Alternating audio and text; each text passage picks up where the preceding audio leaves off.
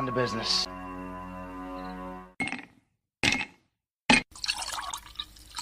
When he drinks, he thinks. That's the nectar of the gods, baby.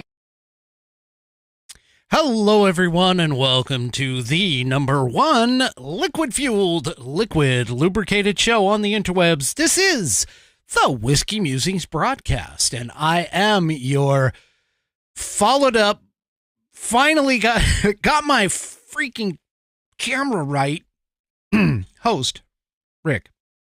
What am I talking about in terms of the camera? Well, Wednesday's broadcast, hopefully you saw it, but Wednesday's broadcast, I had a bit of a bluish hue to me. And so one of the, apparently what I had forgotten to do was set the camera up appropriately. Of course, there's a special group of settings that I have to hit whenever I go to broadcast to, of course, get, you know, my color right and to get everything correct in the background and all this other stuff. And I apparently forgot to do that. And so I can't, I can't make that change once everything starts streaming, because otherwise what I would end up doing is I would end up having to shut down the stream and in order to make the change. So that's why Wednesday was really, really bad. I that's the only thing that I can figure is that I just basically, it was a foobar on my part. So this is my favorite Halloween background. And so I'm going to get out of the way so you guys can see it really quick.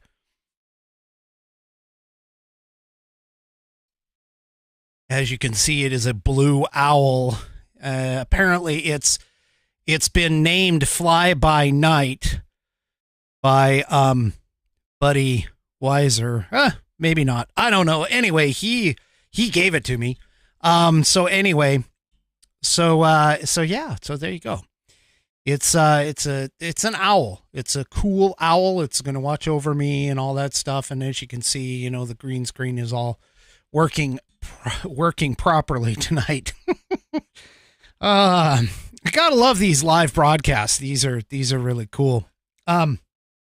All right, I gotta send out some highs and hellos to people all over, to all my Whiskey Warrior P1s, of course. We've got Becky over on Facebook, Tommy over on Facebook, Mark on Facebook. Let me see who else is over. Those are the ones that I think I've seen so far. We have, of course, the usual malcontents and miscreants over on Rumble, like Daybreak, Bonnie, Amy, Outlaw Dogs. We've got Murphy's Law over there. We've got Bam's daughter, Z. Haven't seen Bam yet. Mama Five Kitties just showed up. And so, yeah. And of course, Buddy Weiser, can't forget him. And we've got a seriously long list of folks. Thank you all for joining. I do 100% appreciate it.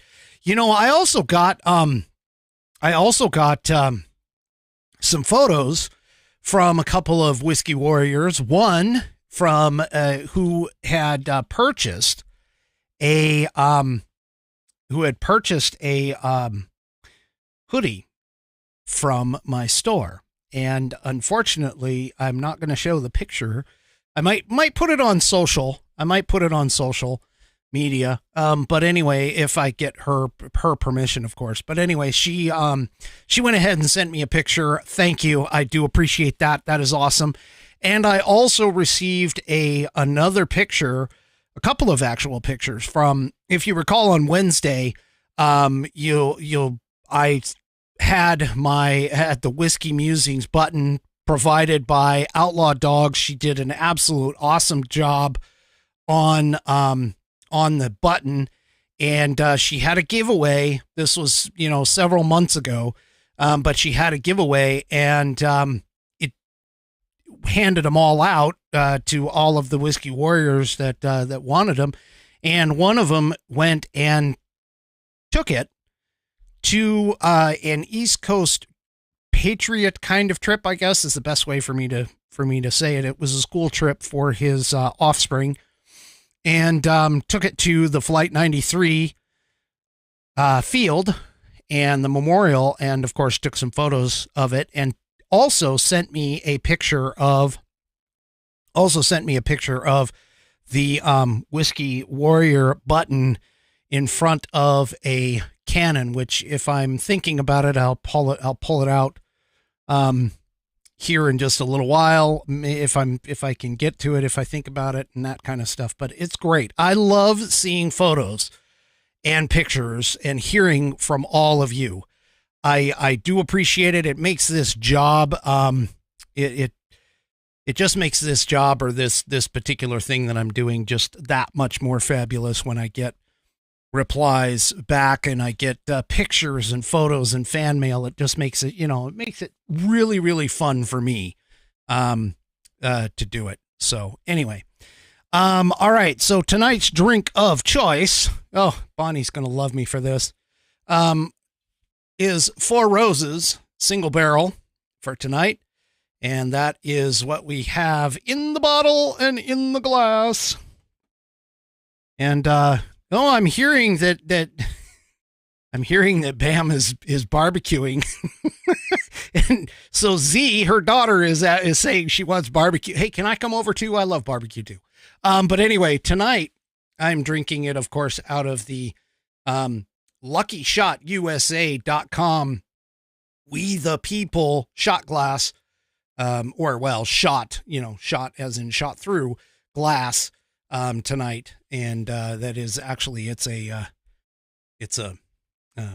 rocks glass. Yes, not a shot glass, but it's from LuckyUSA.com. If you have the inkling, you can just go and get one over there.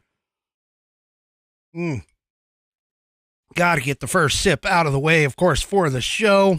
That is fantastic. I love that. I love that whiskey. All right.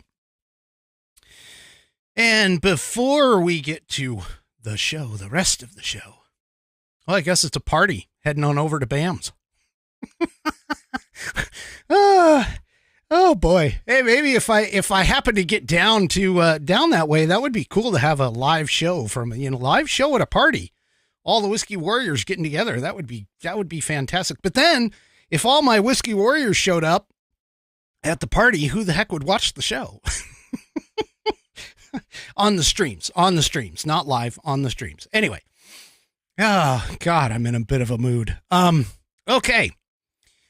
So, let me go ahead and get to this promo for the Institute on the Constitution. The Institute on the Constitution was established in 2004 as a 501c3 nonprofit with one mission: to restore the constitutional republic through grassroots education. All courses and materials are developed using primary source documents and taught from the American view of law and government as defined in the Declaration of Independence in the following 3 key points. 1, there is a God. 2, our rights come from him. And 3, the purpose of civil government is to secure and protect our God-given rights. The IOTC offers the opportunity to educate yourself on our most precious founding document, the Constitution of the United States. They also provide tools to educate your community and get involved with local government. Start by taking their free U.S. Constitution course and go from there. Use my affiliate link, IOTC.whiskeymusings.online, to sign up, and while you are there, take a moment to look through their other course material and information. My affiliate link, once again, is IOTC.whiskeymusings.online to get great content, to learn about our historical founding, and, of course, support the show in the process. That's IOTC.whiskeymusings.online. Or, if you just want to purchase this fabulous Saddleback, a leather-bound U.S. Constitution to support the show, go to constitution.whiskeymusings.online. By the way, I have it under good authority that a copy of the Whiskey Musings, well, actually, it's the Institute on the Constitutions, but I have it on good authority that the Institute on the Constitution, this same model, went to and visited its namesake, the Constitution, the actual Constitution of the United States. This Constitution, though, has 1/8 of an inch of Saddleback leather, surrounding it, has these nice I'm being told sexy rounded corners. You know, poking yourself is not sexy. Rounded corners are sexy, nice and smooth. And inside you have water-resistant pages, as well as look at that binding. Check out that string binding stitched all the way through the leather and the pages. This is a fantastic gift for Christmas. It's a great stocking stuffer. And you can go ahead and get one at constitution.whiskeymusings.online.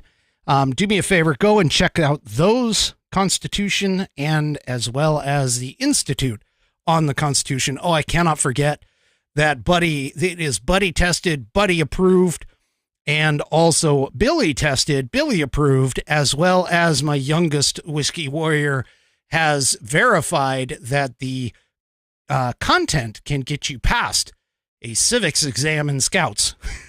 So go to constitution.whiskeymusings.online today and pick one of those up. And thank you. I do appreciate it. And of course, I thank the Institute on the Constitution for being an affiliate of the show.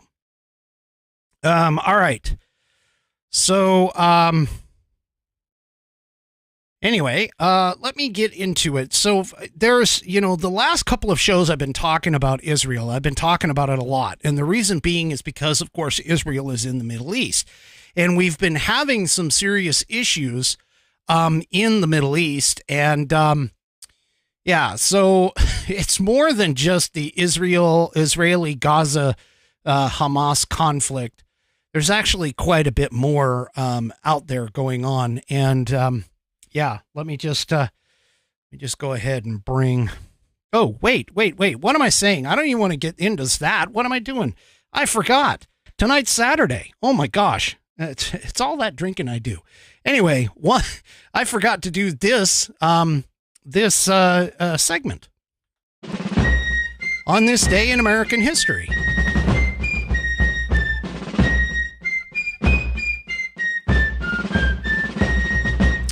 And of course, for On This Day in American History, we read from the American Patriots Almanac, which is written by William J. Bennett and John T.E. Cribb. It is chock full of information about our historical founding. And so let's go ahead and read from tonight's thing.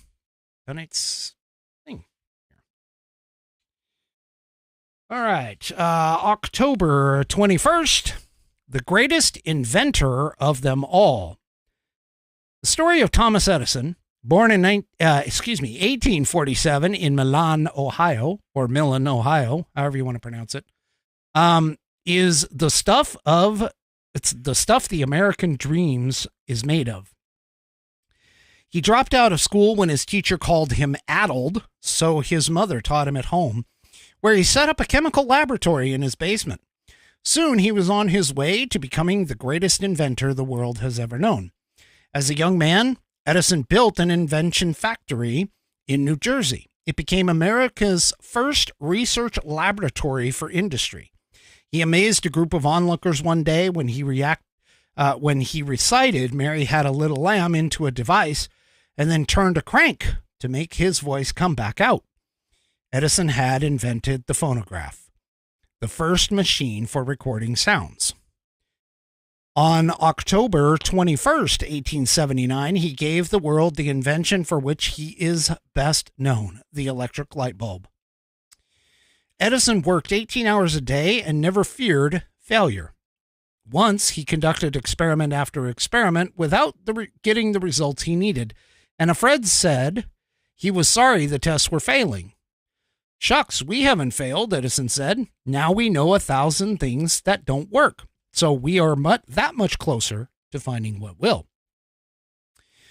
One night in 1914, a tremendous fire destroyed his factories in West Orange, New Jersey. "We'll build bigger and better on the ruins," the 67-year-old inventor declared, and he did. Thomas Edison patented more than 1,000 inventions. He created new kinds of batteries, improved the telephone, invented a motion picture machine, and helped found one of America's most famous industries, the movies.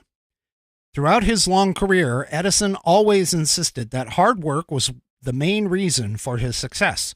Genius is 1% inspiration and 99% perspiration, he said. Americans have built a great nation by following that rule. And that is tonight's On This Day in American History. Now, that ties in to those that may have missed it. That ties into Rush's the Rush statement that I mentioned on Wednesday, or that I played for you on Wednesday, I should say. Rush talked about American exceptionalism, and he talked about how we have been essentially exceptional for a lot of our history, for many of our history, because of the fact that we have done great things. Ordinary people have done great things, and this is what he calls American exceptionalism. Not to mention the fact that we also have been very, with freedom and that kind of stuff, we've been very, very expressive. Our abilities, I can't even, I'm grasping at a word here, but we've done great things because of the fact that we have done things like out of the box thinking. We haven't held ourselves down because of for whatever reason, our inability to do stuff. We do things because of the fact that we are given the opportunity, the freedom in order to do stuff. And that is a fantastic thing. Also, too, we've recognized our limitations in terms of the idea that, our rights and our liberties and all of that come from God. And so that's essentially why, because of that, and because of our enshrinement of our,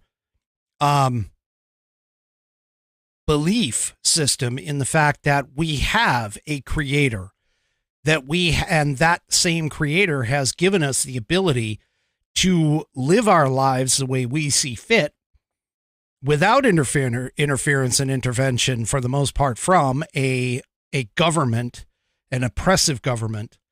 It's that embodiment of that spirit that has brought us into this wonderful age, and we've created ourselves an incredible amount of inventions, and we've been able to do things in terms of making our country and the world, honestly, prosper even more. Okay. All right, now let me get into the program. So, I've been talking about Israel a lot. I've been talking about, the Gaza Strip a lot, so on and so forth, and of course, Hamas. Well, one of the things that happened, and I talked about it on Wednesday, was the misinterpretation by the lamestream media, of going and saying that this hospital in Gaza was hit by the Israelis. And of course, you had people like Rashida Tlaib, who, even after the announcement was made that it was false, that it was actually an errant rocket fired from Gaza that caused the explosion, she still jumped on the bandwagon of it was an Israeli missile that attacked this hospital. And so, yeah, it's, again, that entire thing, and especially with the mainstream media and their rush to get as much information out without going and being correct or verifying the information that was being out there.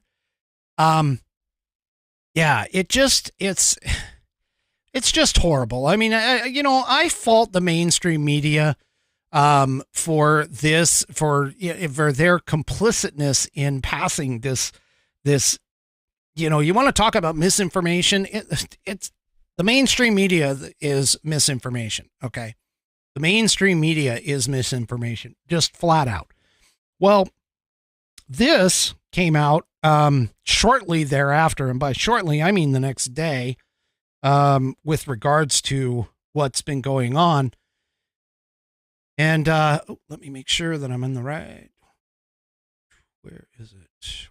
Oh, here we go. All right. And this just kind of proves that we're in a very much a big predicament in the Middle East. So according to Newsmax, U.S. forces were attacked 7 times in the past 48 hours. Now, keep in mind, this is not the last 48 hours. This is 48 hours after the first reports of that hospital supposedly being hit by an Israeli rocket, even though it wasn't an Israeli rocket. It was a Hamas errant rocket that actually hit. But this is indicative of the fact that we have weak leadership in the Oval Office and presenting weak leadership to the world. These attacks happened in Iraq, Syria. They were, and of course, Washington itself on Thursday said that they were on heightened alert for activity by Iran-backed groups, with regional tension soaring during the Israel-Hamas war, they say.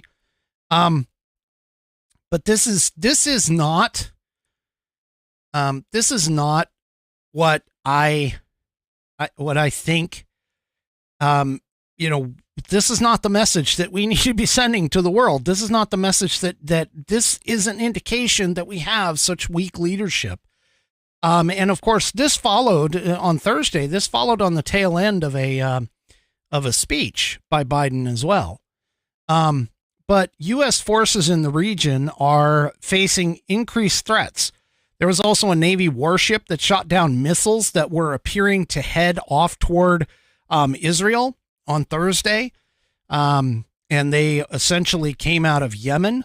Those were also sent off. It was the USS Carney that shot them down. They intercepted 3 land attack cruise missiles and also several drones that were launched by what they called the Houthi, Houthi, Houthi forces in Yemen.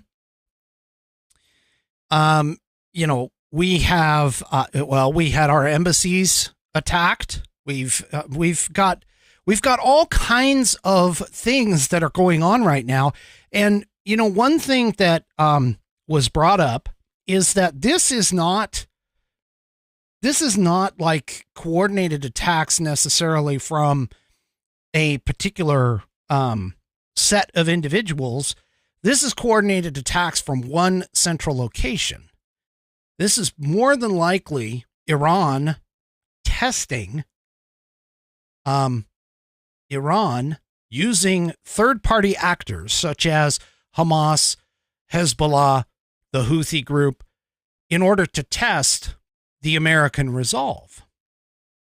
And this is just, this is ridiculous why we even have to deal with this. America honestly needs to come out with the idea and the presence of mind to basically demonstrate strength. Therefore, we have a peace. It's basically peace through strength is what I was attempting to say, but I got it back. I presented it backwards. But anyway, the point being here is that when we have weak leadership, and I already, I've talked about this already on another episode, but when we have weak leadership, we are overall unsafe. We are overall unsafe throughout the world. This is just, it's ridiculous that we're even having to potentially deal with this. But this even shows up even further is the fact that, the White House itself goes and does something stupid. So while Biden was over in Israel, he met up with what is reported to be some special forces, over there, Delta Force, and some jackass in the White House went and took photos, and they decided to use it as a publicity stunt.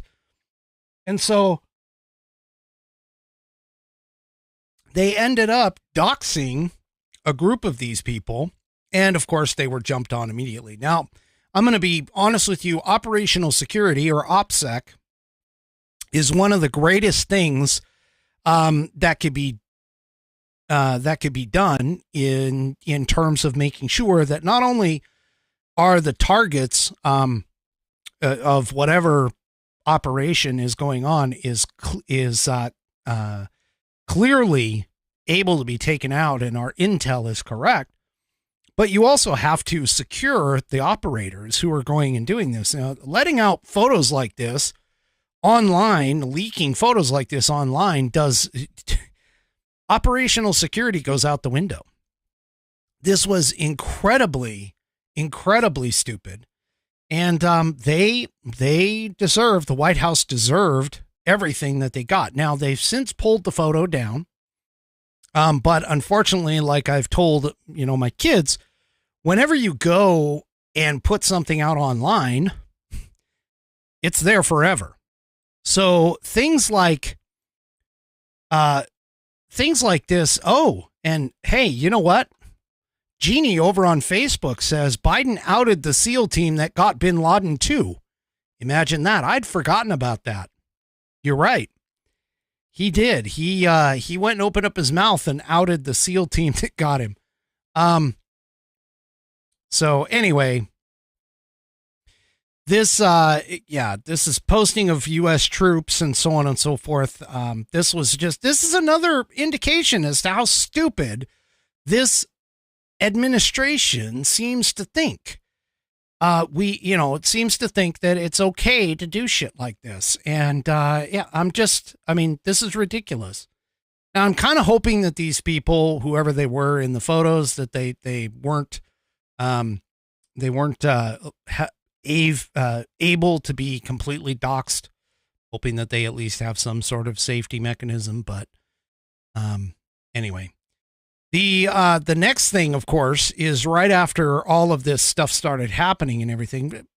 Never mind the fact that none of it was really mentioned by the White House. There wasn't really a statement by the White House talking about how many times they'd been attacked, or even just to make a statement to basically say to the people that are out there. But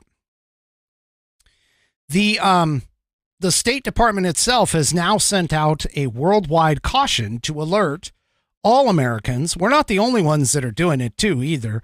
Reportedly, a bunch of Western embassies have sent this out.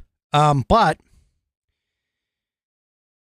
we essentially have sent out a worldwide caution to people, all Americans, to watch themselves while they're going to like tourist spots and things of that nature. Yeah. So anyway, I mean, right now, just because of Biden's weakness, his perceived weakness, I'm going to call it perceived. We all know he's weak, but even just the fact that the world thinks he's weak, is really putting us in danger. And I've mentioned this multiple times over and over and over again. But it's advised, our embassies, of course, are advising U.S. citizens to remain alert in locations frequented by tourists, and follow the agency on social media to receive alerts and updates. This also could go for here in Washington, Washington State, Washington, D.C., any of the 50 states across the U.S. We can even see it here, because if you haven't seen some of the protests and stuff and know that they could be precursors to any other kind of scenario, is just this is again, we are living in a world. Keep your head on a swivel, folks. We are living in a world today now where that's more dangerous than it has been in years. And so, yeah. So anyway, just keep that in mind, especially when you're going out and that kind of stuff, from that standpoint. All right. I got to take a quick break here for just a second, and let me tell you about our, one of our wonderful shows on TGRN, Blues. Let me just tell you about this show. This show airs Monday at 8 p.m. Central to 11 p.m. Central, and it is one of the live shows that we have on the program. This is called Music on the Couch. It's hosted by Vinnie Marini, and Music on the Couch is literally live, uncut, and unscripted conversations with musicians you should know. If you get a chance to listen on Monday nights, you really, really should, because he presents and he's got very, very good quality guests, and he interviews them. He plays their music. He talks to them about the different albums that they have or the different songs that they have. It's just an incredible program. If you have any interest in that kind of a format, you should head over to tgrn.net and take a look at some of our wonderful programming, especially Music on the Couch, hosted by Vinnie Marini. Vinnie's been around in the blues world for quite some time. And yeah, it's an incredible program. You should check it out. Again, it airs Monday from 8 p.m. Central to 11 p.m. Central. And also, if you miss the show, the live show, he actually takes his shows, he records them, and then puts them onto his website, musiconthecouch.com. That's music on the couch, all lowercase, all one word, .com. And you can check out some of his older broadcasts that he's had. He started doing this February 10th in 2010 and has so far, roughly 660 shows, 670 shows. He does like 2 or 3 interviews per show. So it's pretty awesome. Once again, go to tgrn.net, check out Music on the Couch. The show airs Monday from 8 p.m. Central to 11 p.m. Central. And you can also go to musiconthecouch.com to catch up on past episodes. All right. And of course, I thank you for that. I also have to let everybody know that I am part owner in Music on the Couch. Okay. So Biden gave an Oval Office address. Let me just say, it wasn't the worst I've heard, but yeah, it was pretty freaking bad. Okay. He spent roughly 2/3 of it talking about Ukraine and Putin. So it's pretty obvious that he is focused on Ukraine for whatever reason, and not so much on the Israel conflict, even though we should be focused on Israel because Israel's our ally in the Middle East. Israel is the only place that is in the Middle East that actually subscribes to Western culture.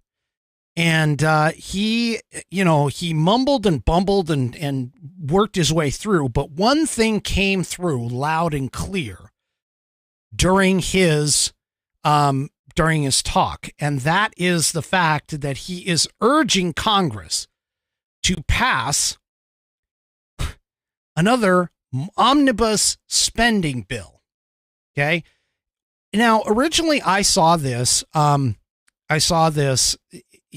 mentioned as a $100 million thing. It's actually $100 billion. So apparently there's been a lot of corrections on this, but now it's like $100 billion, and he's wrapping it all together. So he's got aid to Ukraine. He's got aid for Israel. He's got aid for Gaza. He's got aid or money put in supposedly for our southern border. And yet the largest portion out of all that, is going to Ukraine.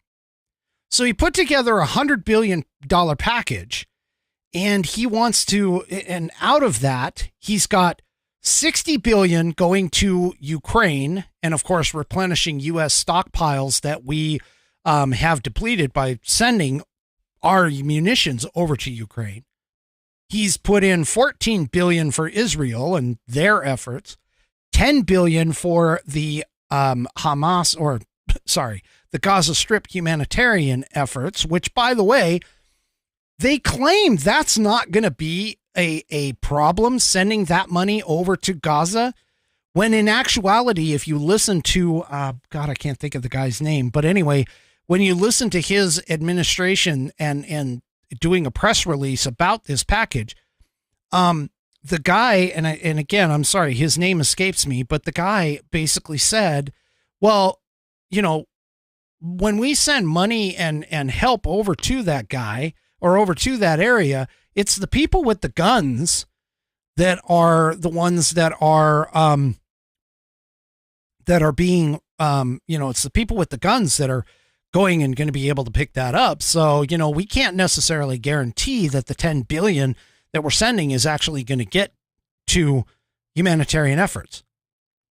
Like, wait, what? You complete moron. I'm sorry, but I talked about this on the show, that $9 billion that he released, or the $90 billion or whatever it was that he released to Iran, that got funneled into coffers that were going to direct funding for all of these things. And this is why we need to stop sending money. We've got to stop sending money to these organizations. And apparently, as the rest of the package here, he's got $14 billion for our border, which why he wants to put in $14 billion for our border when he's just like opened it up and refused to build a border wall until he was supposedly legally obligated to go ahead and do it.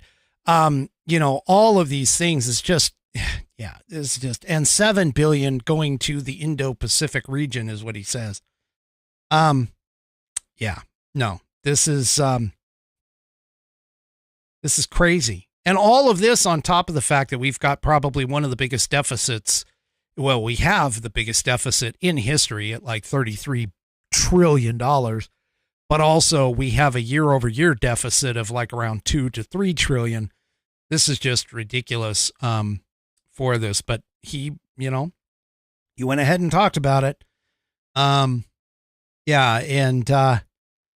right, sorry. And so one other thing that he was criticized about after his trip to Israel, of course, one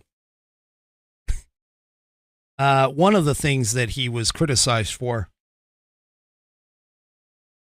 was when he left Israel, he didn't have any American hostages that got released. And I think as a,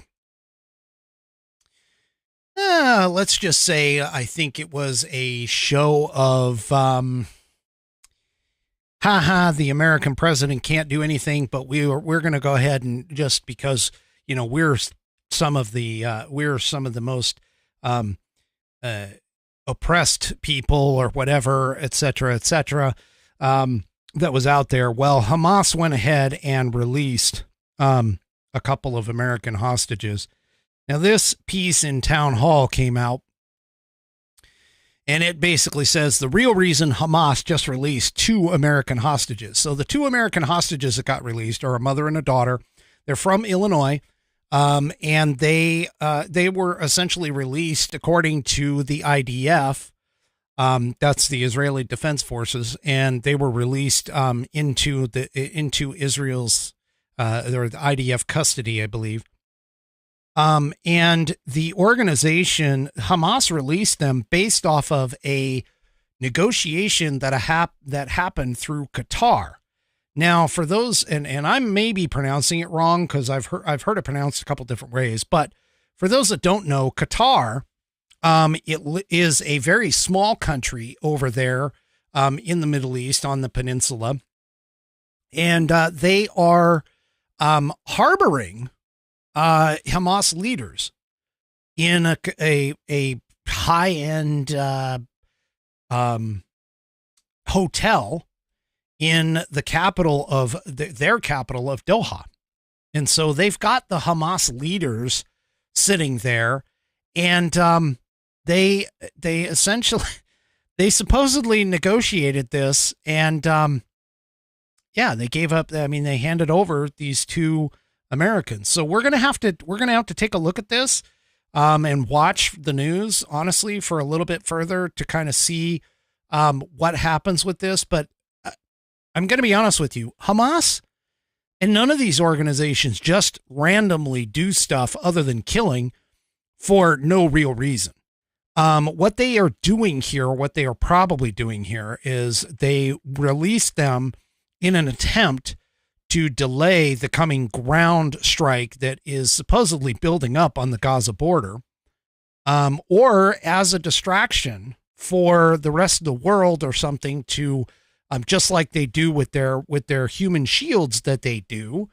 But all the civilians that they claim that they are scared of, all those civilians becoming targets by the IDF when Israel comes in, when they just didn't care about the 1,300, 1,400 Israeli civilians that got murdered and killed.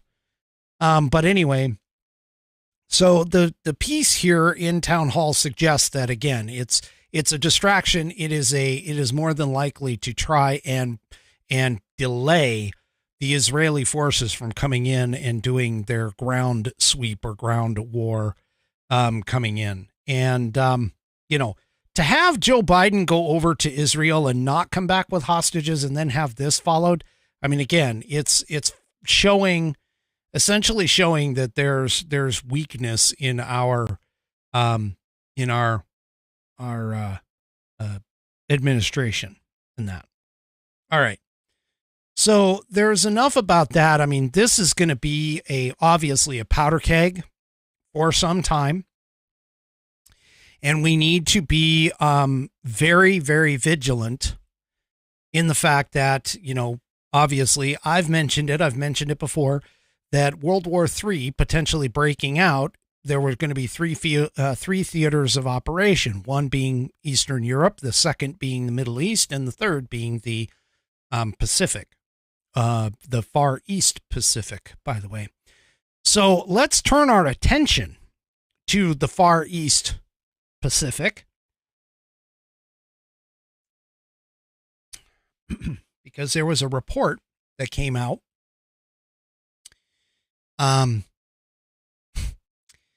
from the Pentagon, and so I mean, keep in mind, Iran getting in a nuclear weapon is a very, very bad situation, especially considering the fact that all Iran is going to want to do is utilize that on Israel. And of course, Israel will defend itself. Don't get me wrong. You cannot fault those people. They will defend themselves. And if Hezbollah gets involved with this Hamas thing and any of these other, like Yemen, Qatar, Saudi Arabia, Turkey, I've shown you maps. They're just like surrounded by a bunch of nation states that want nothing more than to wipe them off of the map. And so this entire situation, it lies at the feet of the Biden administration completely, because there were so many good things that were coming. You can say what you want about Trump and his personal life, but when it came to him being the president and taking care of things, he had peace accords coming. At least up until Hamas attacked, there was the Saudis were talking peace with Israel. there was just all kinds of good things moving forward that the Trump administration not only started, but also was able to finish. And none of this stuff was happening in the last 4 years. It's kind of like you can look at the 4 years of Trump and the 3.5 years or 3 years that we've been dealing with frickin' Biden. And you can look and ask yourself, has the world, not just America, not just the individual Americans, but has the world been better off under Biden? And I guarantee you, if anybody says, oh yeah, they haven't, they're stupid. They are completely stupid. But the world itself is falling into complete disarray. And this is all being done on purpose. I think it totally is. But anyway, back to what I was going to talk about is moving on to the Pacific. We have a Pentagon report that has come out that, and of course this shows up in Newsmax also, but China's nuclear arsenal is apparently growing, and they're aiming for 1,500 nuclear missiles by 2035. This Pentagon report on China's military power says Beijing is exceeding previous projections on how quickly it is building up its nuclear weapons arsenal and is almost certainly learning lessons from Russia's war in Ukraine about what a conflict over Taiwan might look like. Okay, so keep in mind, we have one happenstance. I'm going to call it a happenstance. It was a total debacle, a total freaking just horrible situation that shows that Biden has zero knowledge of what he's doing in terms of Afghanistan. We pulled out from Afghanistan in a horrible debacle, left the Afghani people who were there helping us, along with a whole bunch of other Americans, have not done anything as far as any kind of an official way to move forward with that. Then we now have this whole Israel situation in the Middle East falling into disarray. And Biden apparently is not really interested in that. You had Russia invade Ukraine, not necessarily going in chronological order here, but you had Russia invade Ukraine.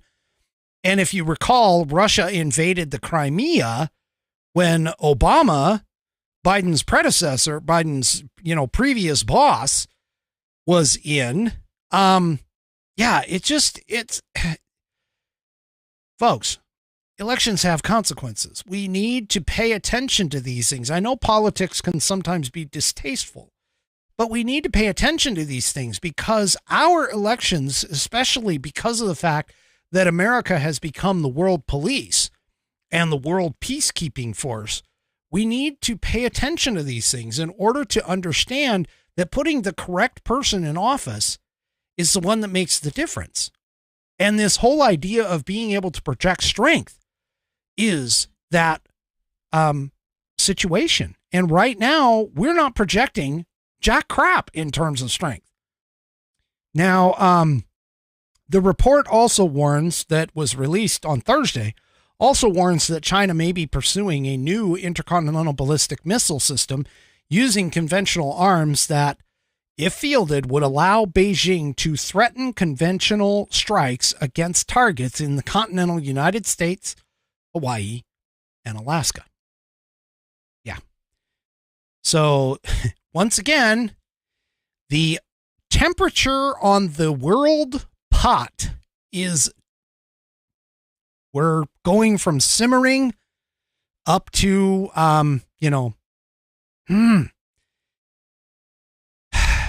we need to vote the right person coming in the next time now. Now, you know how Biden has been touting all these EVs and everything else? And I just got to tell you right now, Biden and his push toward electric vehicles and pushing us away from petroleum-based fuels and basically fossil fuels is going to make us even more insecure than we already are.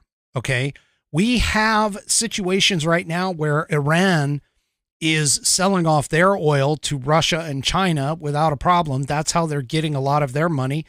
The Biden administration, because of, them not wanting Trump to have a victory or the GOP to have a victory, they released sanctions and got us back into the Iran nuclear talks or nuclear accord, which of course which this hasn't even been reported by the mainstream media as far as I'm aware. But the most recent change that's happened within this past week is the fact that now Iran can actually start making its own weapons again. Which, hey, surprise, surprise. One of the attacks that happened, over the course of the last week, that was a major shipping passage. I don't know if it was it wasn't through it wasn't through waterways or anything, but a major shipping passage to get arms from Iran into the hands of Hezbollah, where Hezbollah is sitting. And I think they're part of Syria and Jordan. But they attacked that path that we had a base nearby, or we had troops, I should say, not necessarily a base, but we had troops nearby. And so Iran had had their third party actors attack that outpost. And so, yeah, folks, we are heading into some seriously bad times. But, again, head on a swivel.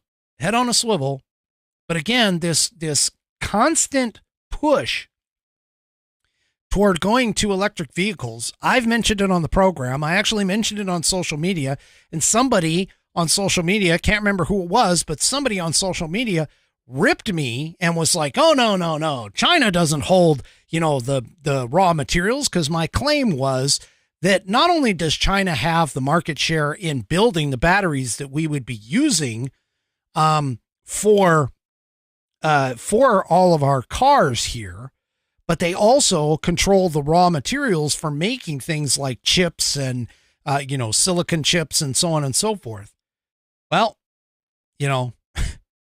I don't want to pat myself on the back because it's going to hurt myself. I'm going to hurt myself for doing it. But check out this article in the Washington Examiner. China strikes back with restrictions on mineral critical to Biden's EV push. Folks, you're not wasting your time. I'm not necessarily claiming to be all knowing and all seeing. But I'm telling you, this push to electric vehicles is a folly. It is an absolute folly. And, I've been telling you throughout, if you go back to any of my episodes, you can pick out some of the episodes where I talk about this. Going and putting all of our eggs in one basket, whether it's fossil fuels, electric vehicles, whatever, is not a good strategy for resiliency. But apparently China announced plans yesterday to restrict exports of graphite, which is an essential ingredient in building batteries for electric vehicles. And they claim it's on national security grounds, according to the Ministry of Commerce and General Administration of Customs. Okay, so again, as I've pointed out, you can see it. I've shown you the articles. I've given you the receipts. Okay, China has been making a full-on push to gather the raw materials and to gather a large portion of the raw materials, okay, for electric and electronic devices and vehicles. They have put a big bet on all of this. And the sad part about it is our Democrats that are out there Our Democrats that are out there are falling right into the trap that this is a good thing. Okay? This is, I can't even believe how stupid these people are to actually believe that countries like China or any of the Islamic nations over there are in the Middle East are actually, agreeing with us, because as I've said, there are people in this world, there are groups of individuals in this world that do not have the same value system that we do. And yet here in the West, we seem to have this seemingly insane belief that that these people are going to want the same things that we do. And we cannot fall into that trap. Okay, but apparently back here in the piece, the new rules, which are expected to be implemented in December, would require export permits for artificial graphite, including high purity, high strength, and high density materials and natural graphite. The announcement comes just days after the United States imposed additional limits on the types of semiconductors that American companies can sell to Chinese companies. Do you honestly think that they weren't going to do anything? I mean, really, seriously, do you honestly think that China was not going to do anything? They are looking for ways to usurp American dominance in the global market. They have always been looking at that. That's what they want to do, is they want to be the chief. They want to be the top of the top dog in the stack. And they are pissed that America is that, or has been, at least up until recently. But anyway, so, I mean, seriously, this is turning into a global challenges, global war, and so on and so forth. And speaking about wars, we have our own internal war going on right now, which I wish was not going to be the case. But back here on the home front,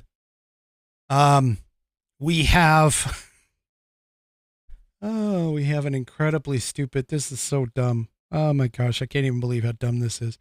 So getting rid of McCarthy in the House, honestly was, it has yet to be seen the anticipated result. I know a lot of people didn't like McCarthy. I didn't like McCarthy, but the fact that we actually had somewhat of a functioning House of Representatives was very important to our continuing ability to take on these problems and take on these issues. But what seems to have occurred, which this happens all the time, I've told you guys this over and over and over again. Democrats, they always lockstep, put themselves together and get on the same playing field whenever a person who they deem is an enemy to the party comes into play. Republicans can't do that. For whatever reason, Republicans are not going to do that, because Republicans seem to want to engage in petty bickering and so on and so forth. I'm sorry, but this is just horrible. This is absolutely horrible in terms of the timing of the situation, the fact that they can't seem to get their collective crap together. In fact, Jim Jordan has ran for speaker 3 times, and out of each of those 3 times, he's actually lost votes. Now, how the hell does that happen? I mean, I can understand, being even, but you've lost votes. Every single vote that you've taken, you've actually lost support. And so because of that, they've actually stepped out of, or Jim Jordan has actually stepped out of the race. But here's the thing, is that while there's Republicans that are not voting for Jim Jordan, there's actually Republican constituents that are in those situations for those 22 to 25, whatever they are, who have, honestly voted the way that they did. All right. They aren't listening to their constituents because supposedly there's those who have voted against their constituents.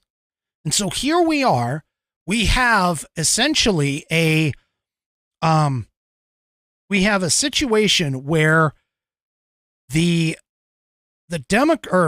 Republicans that are voting against Jim Jordan are voting against a conservative speaker, which is what we need. We need a conservative speaker. And I'm going to continue on that train. I got a couple articles on that coming up to just talk about and tell you about that. But hey, I talked about having, Coco Domingue got her hoodie with the Whiskey Musings logo. And I also know that there are a couple other people who've gone and gotten stuff over the couple of last year over at my store. So if you want to show your support for the show and you want to take me around, take my logo around and take photos, I would love to see this. Show me places near your home and where places where you visit and show the Whiskey Musings flag and the fact that you are a whiskey warrior. Head on over to store.whiskeymusings.online. That's store.whiskeymusings.online and check out all of the products that I have available. I don't have just logoed gear. I also have my motto, when I drink, I think, as a set of things that you can purchase too. It's t-shirts, hoodies, tank tops. I also have glassware. I even have aprons. You want to be barbecuing in a Whiskey Musings Broadcast logoed apron. That's what you should be doing. It is awesome. Head on over to store.whiskeymusings.online and go check out the number of things, the plethora of things that I have available. And you know what? As a special bonus, from now until Christmas, I am running a promotion. When you go and order things from the store.whiskeymusings.online site, when you get to your cart, use promo code Christmas. That is Christmas, full word, all capital letters, and you'll get 15% off your entire order. That's promo code Christmas for 15% off your entire order at checkout at store.whiskeymusings.online. I would appreciate it. I know that you'll appreciate it. And hey, that's a great Christmas gift for yourself. Or if you're looking and you're looking for a Christmas gift for a whiskey warrior, that would be awesome as well, is to go and get them something at the Whiskey Musings store, store.whiskeymusings.online, promo code Christmas, all capital letters, to get 15% off your order between now and Christmas. That's store.whiskeymusings.online. Go and check out my offerings today and support the show. And don't forget, once you get that stuff, send me a photo. I love seeing them. All right. Back to the show. All right. So the Republicans are in a matter of infighting right now. They've kicked Jim Jordan to the curb because apparently he couldn't get it done. He's been losing votes, honestly. And it's just horrible. I mean, it's just horrible, this entire thing. So who is going to jump into the speaker's race now that Jim Jordan has finally stepped aside? For those of you that don't remember or have short memories, Steve Scalise stepped aside, ran for it, failed, stepped aside. Now Jim Jordan ran for it, failed 3 times, stepped aside. So who's left? So who is left? Well, we have Austin Scott, representative from Georgia. He's going to make a bid for the speaker's gavel. He apparently was elected in 2011 and currently serves on 3 House subcommittees, House committees and multiple subcommittees.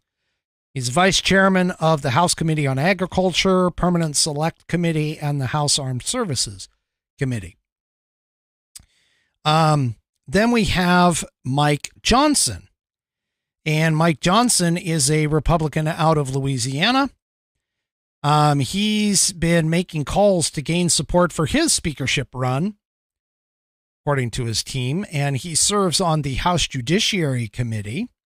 He announced his candidacy on, today, it looks like. Then we have a guy by the name of Tom Emmer, who's in the race. He's the majority whip out of Minnesota. He's launched his run as of today and is currently the highest ranking candidate in the race. We have Kevin Hearn has put himself in the race, and he is a Republican out of Oklahoma. He's chairman of the Republican Study Committee, and he announced his candidacy yesterday after voting for Jordan. Now, this is the thing that really kicks me in the pants, is there were people that were voting for McCarthy after McCarthy voted and said, I vote for Jim Jordan. I mean, what kind of, what kind of a freaking, these people, they're being petty. They're not getting in lockstep, which is this is our biggest freaking failure in the Republican Party. All right, continuing on. We have Jack Bergman from Michigan. He's a retired Marine Corps Lieutenant General who's the highest ranking combat veteran ever elected to Congress. He said on Friday that he's going to run for speaker. And of course, personally, my favorite, Byron Donalds. Byron Donalds out of Florida. He's a prominent member of the House Freedom Caucus who serves on the Committee on Oversight and Accountability and Committee on Financial Services. He announced his run yesterday. And then we have Peter Sessions in here. Peter Sessions is from Texas, and he declared that he'd be throwing his hat into the race shortly after the third failed round on Friday as well. Again, these people do not, unfortunately, as much as I like Byron Donalds, and I think that Byron Donalds would actually be a really good speaker, I thought Jim Jordan would be a great speaker as well. But unfortunately, I don't think the rest of the Republican caucus is going to back him, just like they were not backing Jim Jordan, just like they weren't really backing Kevin McCarthy. They don't want, for whatever reason, and this makes absolutely no sense to me. First of all, the representative idiots that are up there, they're like completely ignoring their constituents, because their constituency, there was actually one person in particular who was talking about they heard from their constituency to essentially make him back Jim Jordan. That's the whole freaking purpose that you're up there, dude. You are there as a representative of the people who voted you in. What part of that job description do you not freaking understand? You are there to represent the people of your district. If you're not freaking representing them, then you know what? You don't need to be there. All of these people, all of these buttheads who have decided to go against what their constituents want, I certainly hope and pray that their constituency goes and freaking kicks them out the next time they come up for a vote.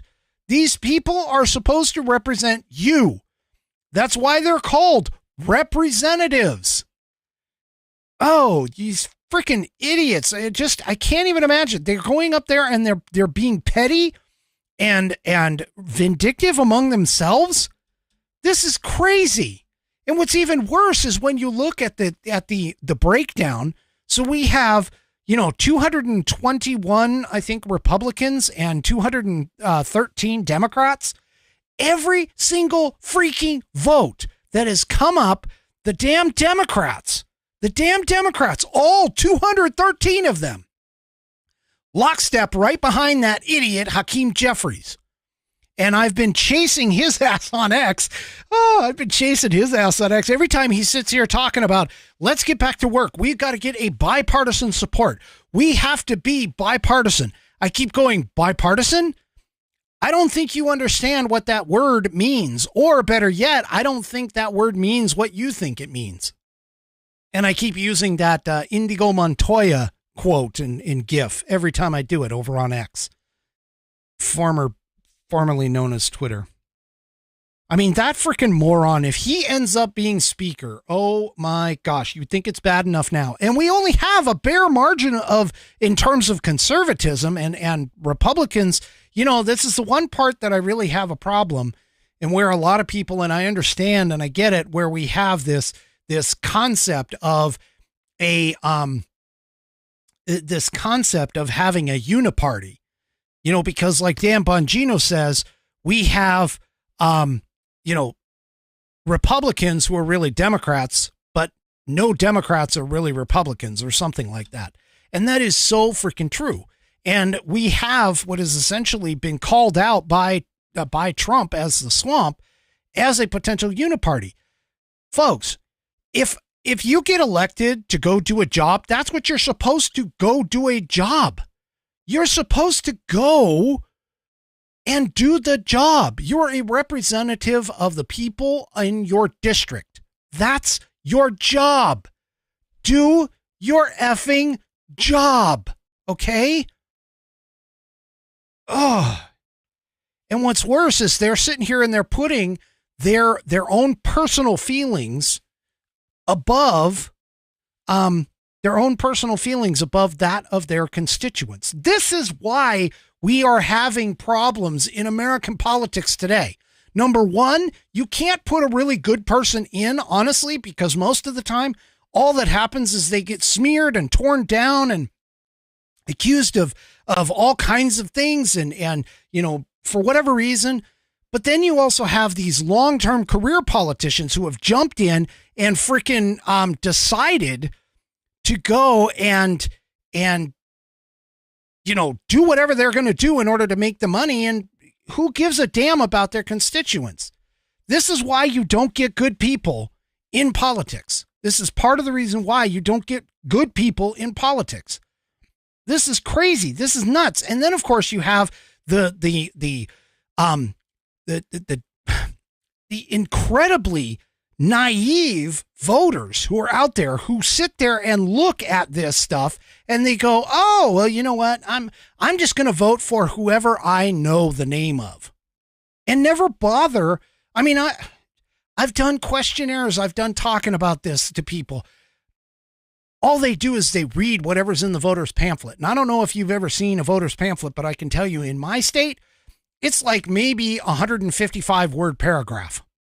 And that's what they use in order to determine the direction that they want to go in this country. And you know what? I'm guilty of it myself. I grew up, when I was growing up in my 20s and 30s, I didn't care. It didn't make any difference to me. Well, now I can tell you it does. And especially after doing this show, I can tell you it does. It makes a difference, people. We're in the situation that we're in right now with the world, with our economy, with everything that we've got going on, because we literally have the inmates running the frickin' asylum at this point. And this is just absolutely nuts. Speaking of inmates running the asylum. Oh, I don't know if anybody saw this, but I got to go back to this. I really do. I got to go back to Biden. Biden's criminality is showing up in spades. Okay. Showing up in spades on this entire thing. Now, how anybody, and I am like really hot tonight. I don't know what's going on, but how anybody can sit here and say that Joe Biden is a perfect saint and not a criminal, and that his family is not criminals, is beyond me as to why these people, why anybody can sit here and defend this man, this administration. I just don't get it. I don't understand it. This is just going nuts. But this came out And this is further 100% complete evidence that Joe Biden is a corrupted Democrat politician. He is in the White House for one thing and one thing only, and that is to increase his public stature and increase his freaking money for his family. Okay? He is thank the Lord for Comer and the House Oversight and Accountability Committee going on and doing this, because this came out. This is something they just released. I don't know if anybody's seen this yet, but this was published yesterday. Okay. Comer releases evidence of direct payment. This is the one thing that the freaking Democrats keep yelling and trying to get. They keep going on and on about it, and they keep saying there's no direct link. There's no direct link. You know, that Hunter just kind of did his own thing, and there's no direct link to Joe Biden. Well, guess what? Here it is. It's right here. A direct link. This is a image of a check right here on the screen. And if you're watching this, or if you're listening to this on the audio portion of the program later, I highly encourage you to head on over to rumble.com and take a look at this, or better yet, grab one of the links off of my descriptions on my videos at any one of the places that I'm putting out. But look at this. March 1st of 2018. There is a check from Sarah and James Biden Sr. Now, James Biden is Joe Biden's brother, okay? And it's a check written directly to Joseph R. Biden Jr. of $200,000, and no change, just $200,000. All right. And it's for a loan repayment. Now, supposedly in 2018, according to the House Oversight Committee, James Biden received $600,000 in loans from a company called AmeriCorps, which was a financially distressed and failing rural hospital operator. And according to bankruptcy court documents, James Biden received these loans based upon representations that his last name, Biden, could open doors that he could obtain a large investment from a Middle Eastern based on his political connections. So AmeriCorps went and wired $200,000 into James and Sarah Biden's personal bank account, not their business one, but their personal one. And on that same day, James Biden wrote the exact same amount of a check from the same personal bank account directly to Joe Biden.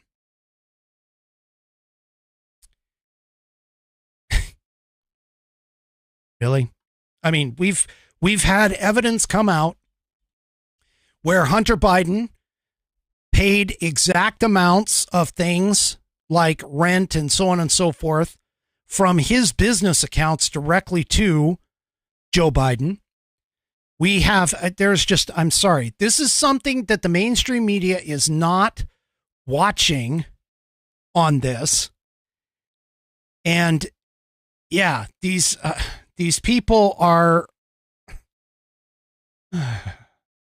if you don't think that we have the most corrupt president in the United States sitting in the Oval Office right now, this completely pales in comparison the whole Watergate scandal. Without a doubt, this pales Watergate in comparison. Okay. And yes, I've gone so long on some of this stuff that I've lost some of the other articles that we have going on here. Oh my gosh, it's here. I mean, the guy is corrupt. He has done nothing but enrich his family through his name for his entire career, even when he was in the Senate. And to be honest with you, there's still an investigation going on. Well, I could say, to be honest with you, I'm always honest with you, but there is an investigation going on right now of his handling of classified documents. Now, you seem to sit here and tell me that him putting the classified documents in his garage was acceptable, and having it in places like the Penn Biden Center, where people who were not subject to classification, being able to see classification materials, that having him store those classified documents in the Penn Biden Center was okay. But yet Donald Trump, who had Secret Service detail at Mar-a-Lago, kept boxes of supposedly, still haven't found out, but supposedly classified documents in his bathroom. They would have had to walk through an entire Secret Service detail and protection in order to get this. Biden had it in his house when he was a senator. It didn't have the protection of the Secret Service. This is just freaking... I'm so frustrated with the people in this country who just are completely denying the fact that our politicians and everything that we've got going on right now, completely off the rails right now. Completely off the rails.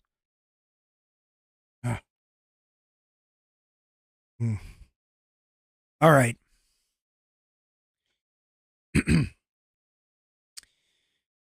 Let me just do a quick run through what's left.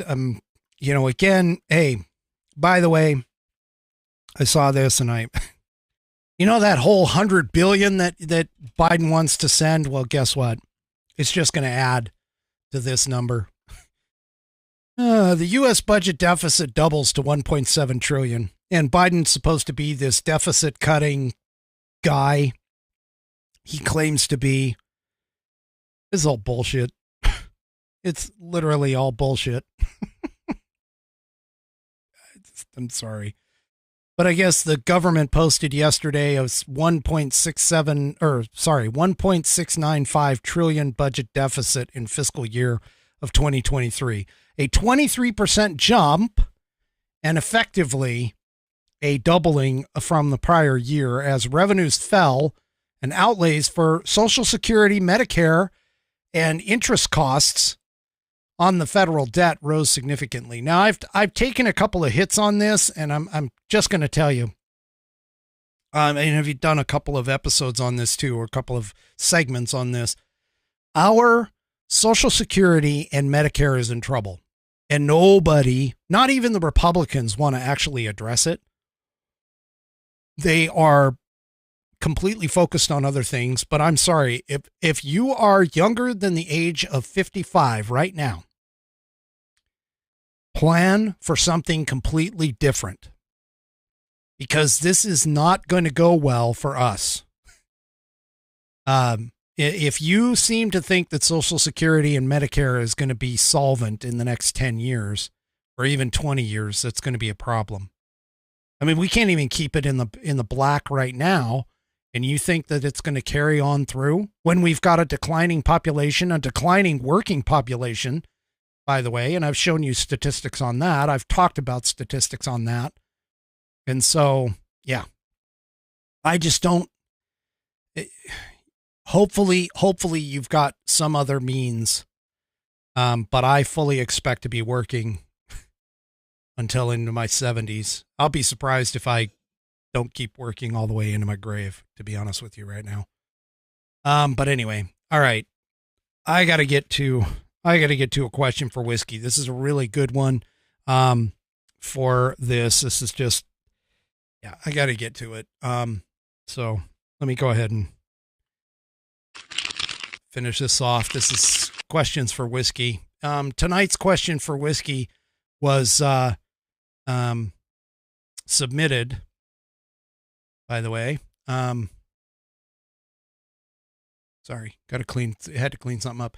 But tonight's question for Whiskey was submitted by Outlaw Dogs, and she writes, "Hey Whiskey," or sorry, "Hi Whiskey," not "Hey Whiskey," but "Hi Whiskey."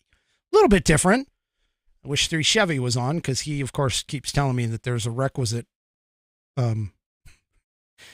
greeting. But anyway, "Hi Whiskey. I have been wondering this ever since the media has accused President Trump of colluding with the Russians, even though we know that was false all along. That's correct. Why and what are the criteria to register as a foreign agent? What does registering protect you from, and why is it important to do this as a law? Thanks, Outlaw Dogs.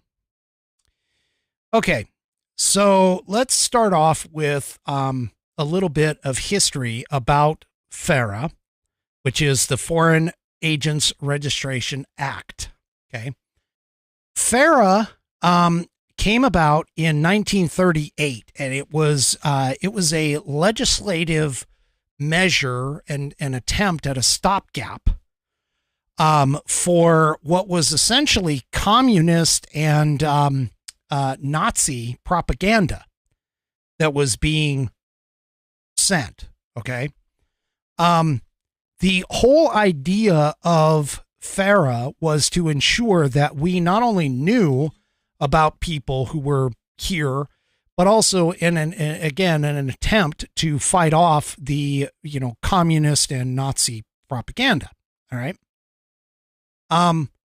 In terms of what it has grown to, by the way, it's been revised a few times. The last time I think was in 1968, or that was the biggest revision. But FARA imposes disclosure agreements or requirements, and other legal obligations to an individual or an entity. So it's both individuals and companies that have to do this, that becomes an agent of a foreign principal, unless one of the exemptions that are in the law apply. It's a public disclosure statute that, again, was originally enacted in 1938. And Congress, when they enacted it, hoped that through FARA, the spotlight of pitiless publicity would serve as a deterrent to the spread of pernicious propaganda. Okay. So it's codified in 22 USC section 611, among others, and implementing its rules is located at 28 CFR section 5.1, etc. And of course, the Department of Justice has also thrown their little 2 cents in, and so on and so forth. But essentially, what is a foreign principal in the definitions? Well, a foreign principal, which would be the person or entity that is being represented by the foreign agent, okay, is any kind of foreign government or any kind of political party.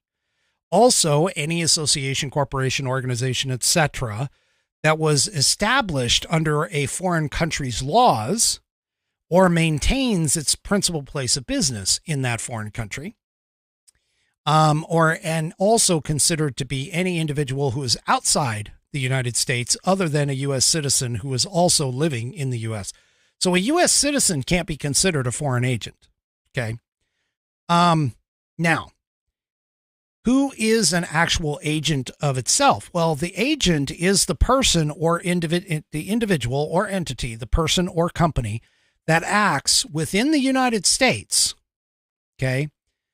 Within the United States at the order, request, direction, or control of a foreign principal or a person who of activities who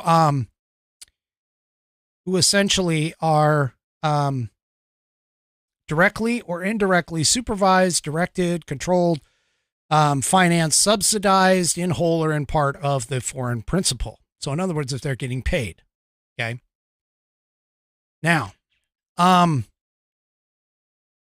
the activities that require a registration are pretty broad. Okay. But they essentially come down to any kind of activity within the United States for or in the interests of the foreign principal. So engaging in political activities, as an example, providing certain public relations or politically related services, such as being a political consultant. Now, this is exactly what Hunter Biden claims to have done for some of the companies and interests that he had overseas, like CEFC. Okay. So this is part of why people are saying that, that like Hunter Biden in particular was a foreign agent, an unregistered foreign agent, within this. Now, what does this do? What does this really do for you? Well, I mean, other than the fact that it makes you known, publicly, and again, is the intent in doing so was to try and dissuade people from actually doing this, actually being a disseminator of misinformation. It really doesn't do anything else, from that standpoint other than identify you so that your actions could be considered during interactions with other people as to what's going on. Now, to register as a foreign agent, okay, you just basically have to fill now an online thing for your initial registration, but you're supposed to go back every 6 months and re-register and provide information in terms of what it is that you've been doing for these people and how much you've been getting paid for it. And this is basically part of it. You have to file reports every 6 months. You have to submit informational material within 48 hours after distributing it. Provide identifying information during your communications with the foreign principal. Maintain records for 3 years of your representation for that. And you have to apparently refuse to perform FARA registrable work for a contingent fee, meaning that you can't apply a fee to a particular political outcome, as an example. Okay. But you can be like a political consultant. You can do that, which is exactly what Hunter Biden was doing. Okay.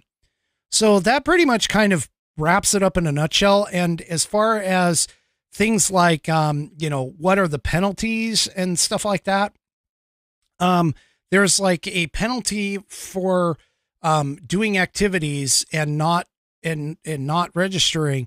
You could get up to 5 years or $250,000 fine or both, for if you're considered, if you are found guilty of being an unregistered foreign agent, according to the statutes. And I'm sure there's some other stuff in there, but that kind of gives you a broad based coverage for what FARA is. So hopefully I answered your question. And all of the things that were involved in it. Now, it's kind of funny that, they talk about President Trump working for the Russians, but yet they never claimed him being an unregistered foreign agent. Kind of odd. Yeah. Anyway. All right. Well, that's my final Whiskey Musings thought of the evening. Do me a favor. If you enjoy the program and you enjoy what I do, please head on over to Rumble, sign up for an account. It's free. And hit that follow button on the Whiskey Musings Broadcast channel so that you can get picked up every time I broadcast on Wednesday and Saturday. You can get notified and let me know, or sorry, not let me know, but it will let you know when I go live. Also, what you can do is you can check me out on YouTube, Facebook, Twitter. I'm also on the socials out there as well, including Locals, which is tied to Rumble, Gab, GETTR, and True Social. I'm all there. I'm all above, on all of those, and you can check that out when you get a chance. We'll see you Wednesday night on the next Whiskey Musings broadcast. Wednesday night, 5 p.m. Pacific, 8 p.m. Eastern, right here on the Whiskey Musings broadcast. Have a great rest of your weekend. We'll see you next time. Good night, everybody. The Whiskey Musings broadcast is produced by Active Eye Media, LLC. All rights reserved.